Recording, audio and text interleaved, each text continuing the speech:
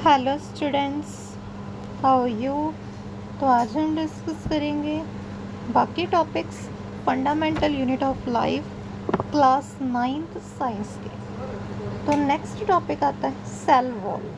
तो cell wall क्या होता है? जो आपका प्लाज्मा मेम्ब्रेन हमने पढ़ा था, आउटर मोस्ट कवरिंग, तो उसके ऊपर भी एक रिजिड कवरिंग होती है जिसे हम सेल वॉल कहते हैं। जो ये प्लांट सेल वॉल है जो ज़्यादातर सेल्यूलोज की मिलकर बनी होती है, और ये सेल वॉल क्या है? प्लाज्मा मेम्ब्रेन के आउटसाइड मतलब बाहर होती है। सेल वॉल क्या करती है? प्लांट को स्ट्रेंथ प्रोवाइड करती है, और जब कोई प्लांट सेल ओस्मोसिस के थ्रू लॉस करता है वाटर, तो उसमें श्रिंकेज आ जाती है, और इस फिनोमिना को हम प्लाज्मोलाइसिस कहते हैं। ये आपका क्वेश्चन आ सकता है, इस प्रोसेस को क्या कहते हैं? इस फिनोमिना को प्लाज्मोलाइसिस। नेक्स्ट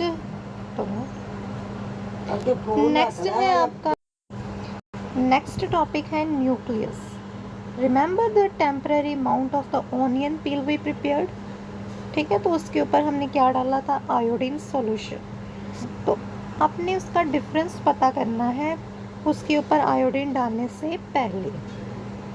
ठीक है, आपने देखा होगा कि वो क्या है, इवनली कलर्ड हो गया होगा according to their chemical composition. ठीक है, उनकी केमिकल कॉम्पोजिशन के अकॉर्डिंग डिफरेंट सेल जो हैं वो कलर्ड हो जाते हैं डिफरेंशिएटली।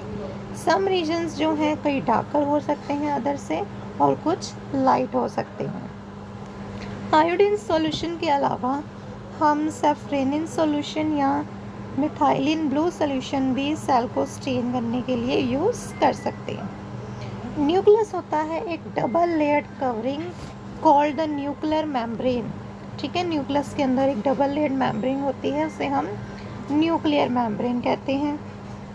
उसके अंदर पोर्स होते हैं ताकि मटेरियल इनसाइड से आउटसाइड जा सके।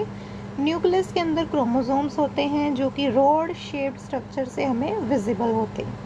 क्रोमोसोम जो है इंफॉर्मेशन कंटेन करते हैं, ठीक है, पेरेंट्स की इनहेरिटेंस और करेक्टर की in the form of DNA. अब यहाँ से आपको डीएनए की फुल फॉर्म बोल सकते हैं, डीऑक्सीरिबोन्यूक्लिक एसिड डीएनए की फुल फॉर्म। क्रोमोसोम्स जो है कंपोज होते हैं डीएनए और प्रोटीन के, ये भी आपको बोल सकते हैं। डीएनए मॉलिक्यूल जो है इंफॉर्मेशन नेसेसरी को अपने अंदर स्टोर करके रखते हैं। Functional segments of the DNA are called genes. Genes का भी क्वेश्चन पूछ सकते हैं कि जो फंक्शनल सेगमेंट है डीएनए के जो फंक्शन करते हैं उसे हम जीन्स कहते हैं।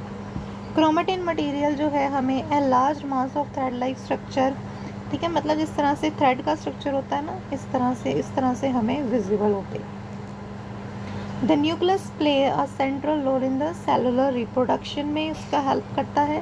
The process by which the cell divide, ये भी पूछ सकते हैं कि क्वेश्चन ये भी पूछ सकते हैं आपको कि सेलुलर रिप्रोडक्शन का क्वेश्चन कि जब process by which the single cell divides to form two new cells is called the cellular reproduction. It is a very crucial part along with the environment. ठीक है, by directing the chemical activities of the cell को ये direct करता है। Some organism जैसे कि bacteria में nuclear region of the cell में सेल जो न्यूक्लियर मेम्ब्रेन है उसकी एब्सेंस होती है।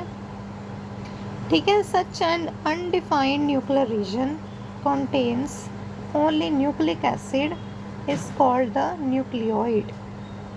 ठीक है, ऐसे न्यूक्लियर रीजन जिसमें ओनली न्यूक्लिक एसिड होते हैं उसे हम न्यूक्लियोइड कहते हैं, न्यूक्लियोइड। ये भी आपका 1 मार्क या शॉर्ट वर्क में पूछ सकते हैं। तो जो मैं आपको बता रहा हूँ वो आपको सारा यहाँ से ध्यान से सुनना है, ठीक है।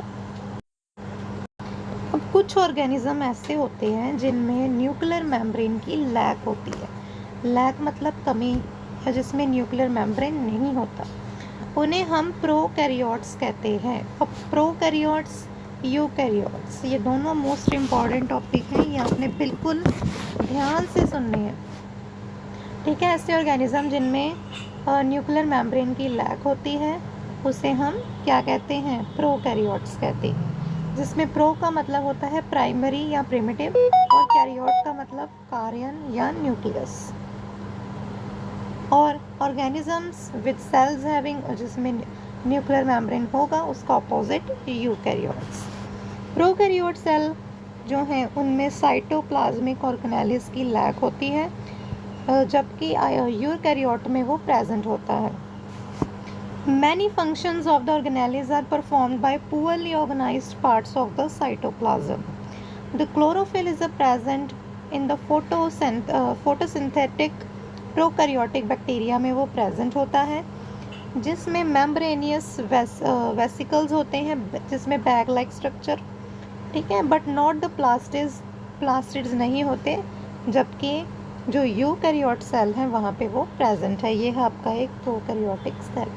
थोड़ा सा मैं जूम करके आपको दिखाता हूँ, ठीक है। ये है आपका न्यूक्लियोइड, ये है आपका राइबोसोम्स, और ये है सेल वॉल, ये है प्लाज्मा मेम्ब्रेन, ठीक है। Plasma membrane outer most covering, और उसके बाद जो कवरिंग है वो सेल वॉल होती है। Next cytoplasm. साइटोप्लाज्म क्या है? जब हमने ओनियन पील में देखा था, ह्यूमन सेल्स की तरह ही वो होते हैं, ठीक है। हम लार्ज रीजन इस सेल का देख सकते हैं जो कि सेल मेम्ब्रेन से क्लोज होता है। ये रीजन जो है वो बहुत कम स्ट्रेन होता है, it is called a cytoplasm. Cytoplasm के अंदर फ्लूइड मटेरियल प्रेजेंट होता है, मतलब liquid material inside the plasma membrane.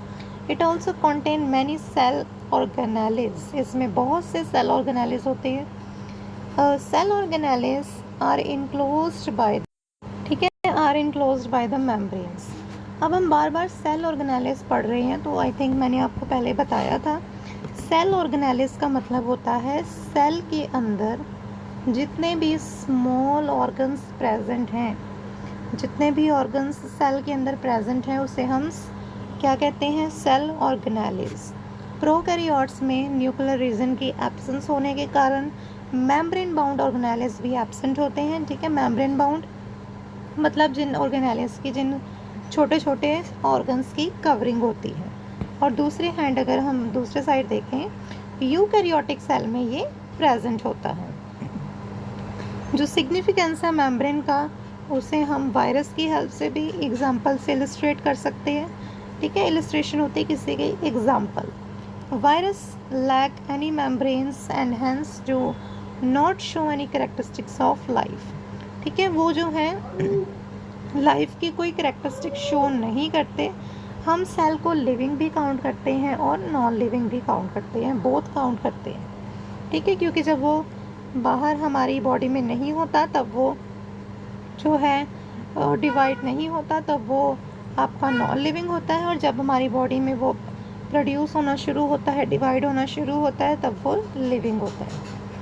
अब आगे है आपका प्रोकैरियोटिक और यूकैरियोटिक सेल का डिफरेंस। मोस्ट इम्पॉर्टेंट क्वेश्चन है ये, मैंने आपको अभी पढ़ाया, यहाँ से आपने पॉइंट इसके फिल कर लेने हैं, ठीक है। ये सारा आप इसको एक बार अच्छे से रीड आउट करेगा तो आपको ये मिल जाएगा। वैसे मैं आपको क्वेश्चंस नेक्स्ट वीडियो में करवा दूँगा, पहले हम चैप्टर कर लेते हैं। सेल ऑर्गेनेलिस अब हम पढ़ रहे थे तो मैंने आपको बता दिया कि क्या था। अब हम इसके बारे में जो है वो डिटेल में पढ़ेंगे। Every cell membrane around it is to keep its own content separate, ठीक है। अपने चीज़ों को सेपरेट रखने के लिए एक्सटर्नल एनवायरनमेंट में हर एक में मेम्ब्रेन होता है, ठीक है। Large and complex cells including cell from the multi cellular organism की अगर हम बात करें, उनके लार्ज और कॉम्प्लेक्स सेल होते हैं, उनको बहुत सारी केमिकल एक्टिविटीज़ की ज़रूरत पड़ती है to support their complicated structure and function, ठीक है, अपने कॉम्प्लिकेटेड स्ट्रक्चर और फंक्शन को सपोर्ट करने के लिए।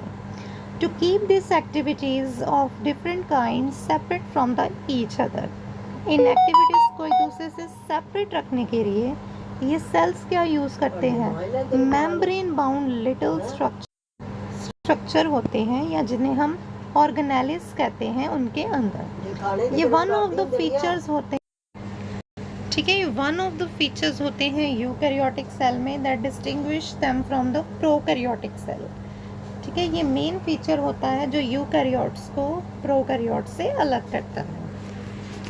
इनमें से कुछ एक ऑर्गेनेलिस जो हैं वो ओनली इलेक्ट्रॉन माइक्रोस्कोप के अंडर विजिबल है। We have talked about the nucleus in a previous section में हम न्यूक्लियस के बारे में पढ़ चुके हैं। ठीक है, some important example of the cell organelles जो हैं वो हम डिस्कस करेंगे। वो होता है आपका एक ER, endoplasmic reticulum, Golgi apparatus, lysosomes जिन्हें हम सुसाइडल बैग्स कहते हैं, माइटोकॉन्ड्रिया जिसे हम पावर हाउस ऑफ सेल कहते हैं, और plastids. They are the most important because they carry out some very crucial function. और जो इनमें फंक्शन करता है, ये सारे पार्ट जो है वर्क करके अपना काम करते हैं। इनके बारे हम डिटेल में नेक्स्ट वीडियो में पढ़ेंगे। Okay students, thank you.